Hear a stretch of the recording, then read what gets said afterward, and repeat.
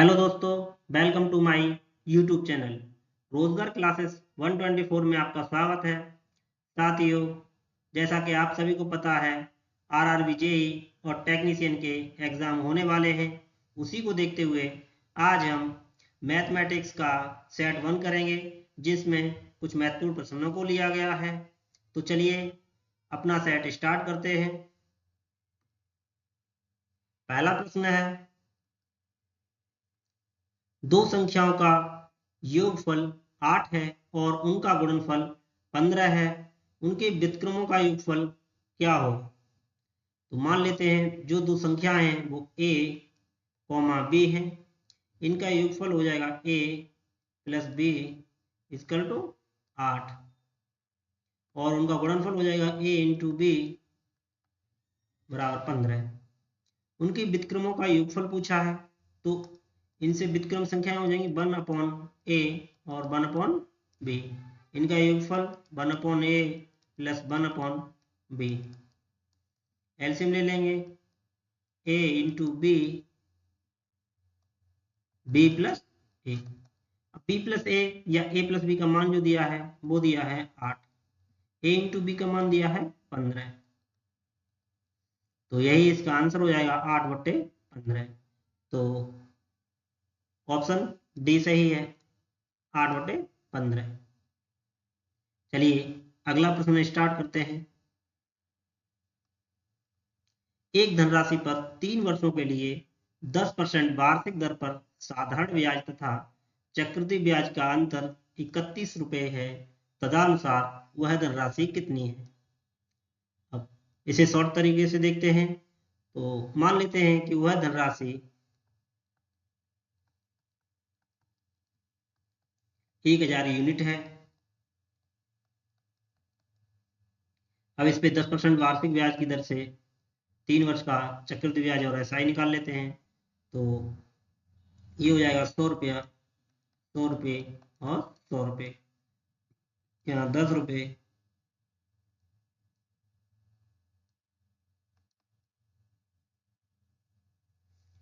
और 10 रुपये, और इस पे भी 1 रुपये मिल जाएगा। ये हो जाएगा हमारा एसआई, और ये पूरा जो हो जाएगा ये हो जाएगा सीआई। अब सीआई में से एसआई माइनस कर देंगे तो बचेगा हमारा सीआई और एसआई का अंतर 31 रुपये, यानी ये वाला पार्ट। तो 31 यूनिट, 31 यूनिट की जो वैल्यू दी है वो दी है 31 रुपया, और 1 यूनिट की वैल्यू हो जाएगी 1 रुपया। तो 1000 यूनिट की वैल्यू कितनी हो जाएगी? 1000 यूनिट की वैल्यू हो जाएगी 1000 रुपये। तो इसका सही आंसर हो जाएगा ऑप्शन सी, 1000 रुपये। चलिए अगला प्रश्न देख लेते हैं। किसी तांबे की तार को जब एक वर्ग के आकार में जोड़ा जाता है तो वह 121 वर्ग सेंटीमीटर क्षेत्रफल घेरता है, और उसी तार को जब एक वृत्त के रूप में जोड़ा जाए तो तार द्वारा घेरे गए क्षेत्र का क्षेत्रफल क्या होगा? तो देख लेते हैं। वर्ग का क्षेत्रफल होता है ए स्क्वायर। ए स्क्वायर का जो मान दिया है वो दिया है 121 वर्ग सेंटीमीटर, 121 वर्ग सेंटीमीटर। तो ए का मान क्या हो जाएगा?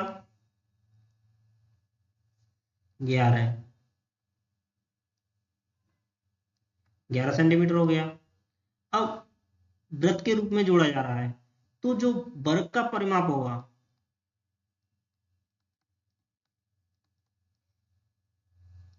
वही वृत्त का परिमाप होगा।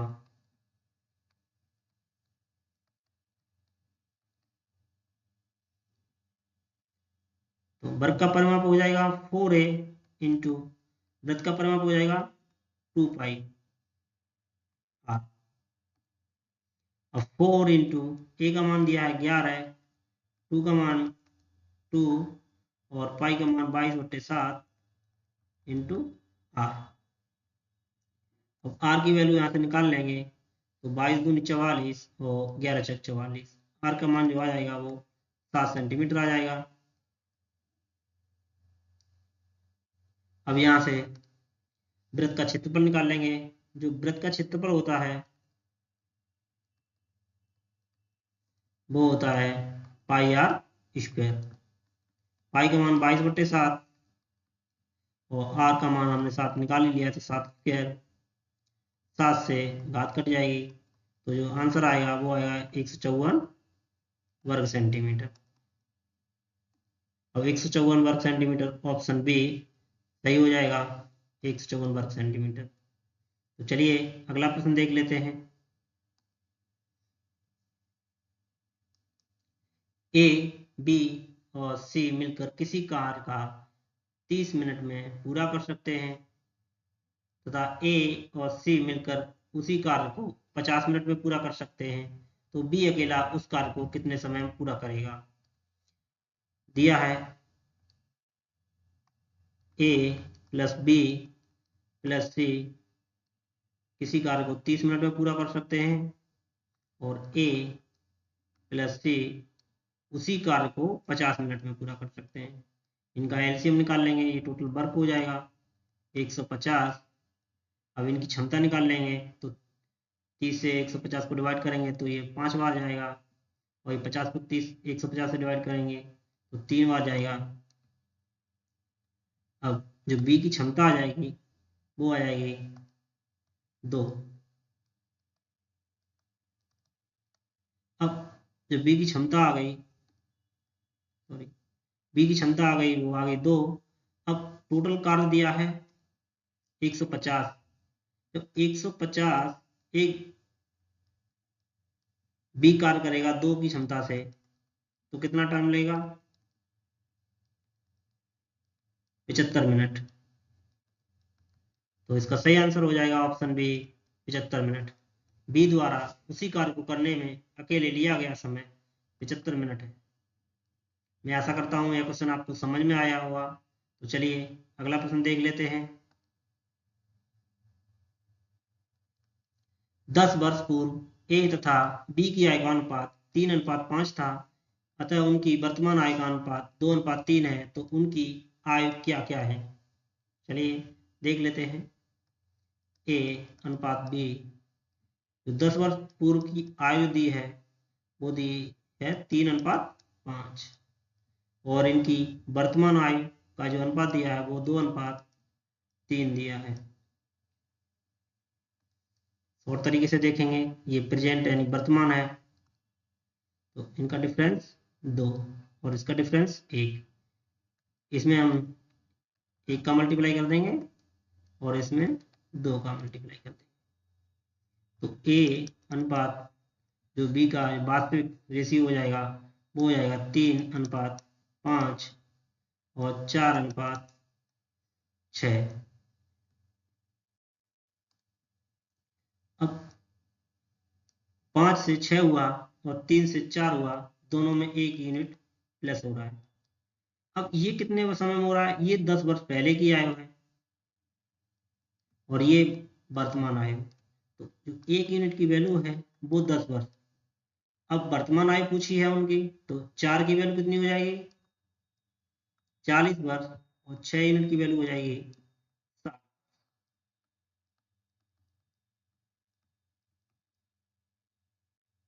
तो इनका आंसर हो जाएगा ऑप्शन डी, 40 वर्ष और 60 वर्ष। चलिए अगला प्रश्न देख लेते हैं। 90% तथा 97% शुद्धता वाले दो घोल मिलाकर 94% शुद्धता वाला 21 लीटर का घोल तैयार किया जाता है। तदनुसार उस मिश्रित घोल में दूसरे घोल की मात्रा कितने लीटर है। तो पहला घोल है 90% और दूसरा घोल है 97% और इनका जो औसत घोल है वो है 94%।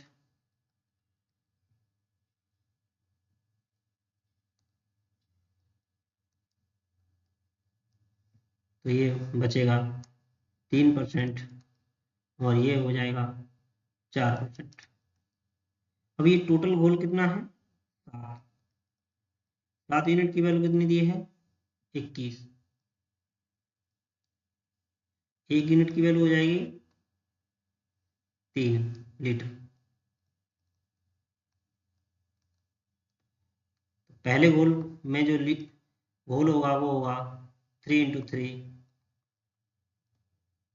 9 litre,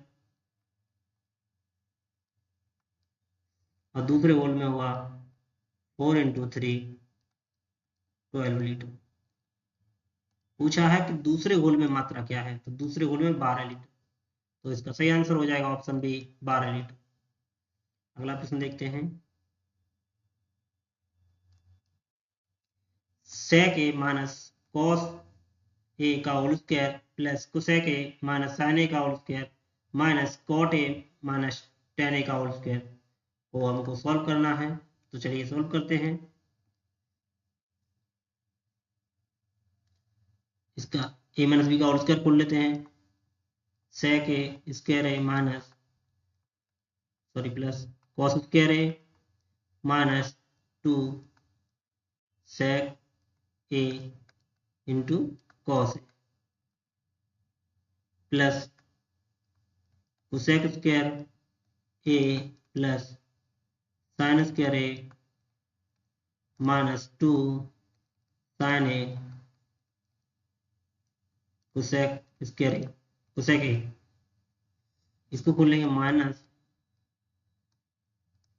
cot square A plus tan square A minus 2 tan A into cot A.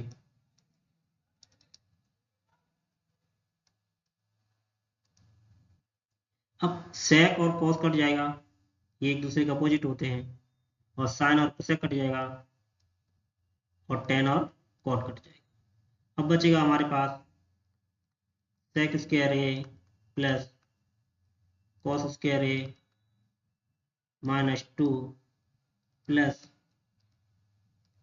Cosec square A plus sine square A minus 2 minus ये माइनस अंदर हो जाएगा, तो cot square A minus tan square A plus 2। अब plus 2 और minus 2 cut जाएगा, और sec square theta minus tan square theta बराबर क्या होता है? 1। तो सेक स्क्वायर थीटा और माइनस टेन स्क्वायर थीटा, इसका मान हो जाएगा 1 प्लस कॉस स्क्वायर थीटा और साइन स्क्वायर थीटा बराबर क्या होता है? इसका मान भी 1 होता है, माइनस 2 दिया ही है, और कोसेक स्क्वायर थीटा और माइनस कॉट स्क्वायर थीटा जो होता है उसका मान भी 1 होता है।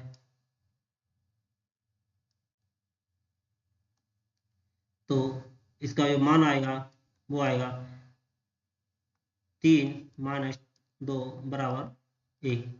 इसका सही आंसर हो जाएगा ऑप्शन सी 1। चलिए अगला प्रश्न देख लेते हैं। एक नल किसी पानी की टंकी को 40 मिनट में भर सकता है तथा एक अन्य नल पूरी भरी टंकी को 60 मिनट में खाली कर सकता है। ये दोनों नल खुले हों तो खाली टंकी कितने समय में भरी जाएगी? तो जो ए नल है वो 40 मिनट में भर सकता है, और बी नल 60 मिनट में खाली कर सकता है। तो इनका एलसीएम हो जाएगा 120, और इनकी क्षमताएं हो जाएंगी 40 या 120 और 60 दूनी 120। ये खाली कर रहा है, तो जो ए माइनस बी यानी बी माइनस का मतलब हो जाएगा खाली कर रहा है, तो जो 1 घंटे में पूरी टंकी भरी जाएगी या 1 मिनट में जो टंकी भरी जाएगी वो भरी जाएगी 1 यूनिट। चलिए तो 120 को भरना है हमें 1 की क्षमता से, तो कितना समय लेगा? 120 मिनट, जिसे हम 2 घंटा भी बोल सकते हैं। तो इसका सही आंसर हो जाएगा ऑप्शन सी 2 घंटे। इजी क्वेश्चन है। चलिए अगला प्रश्न देख लेते हैं।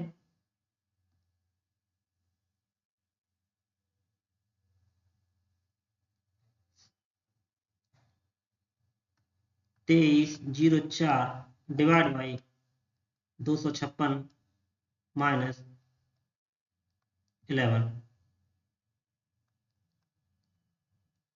अब 2304 को 256 से डिवाइड करना है।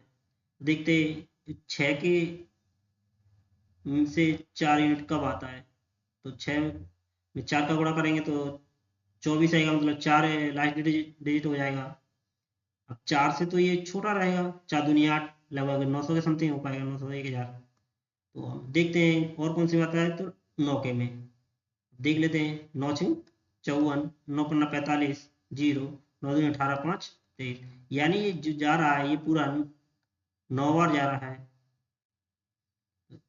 9 बार जा रहा है, तो ये हो जाएगा 9 माइनस 11 माइनस जो आएगा -2। तो इसका सही आंसर हो जाएगा ऑप्शन बी -2। साथियों, यह वीडियो यहीं समाप्त होता है। मैं आशा करता हूँ यह क्वेश्चन आपको समझ में आए होंगे। अगर कोई भी डाउट होता है तो प्लीज़ कमेंट करके पूछ सकते हैं। तो चलिए यह वीडियो यहीं समाप्त करते हैं। Thanks for watching.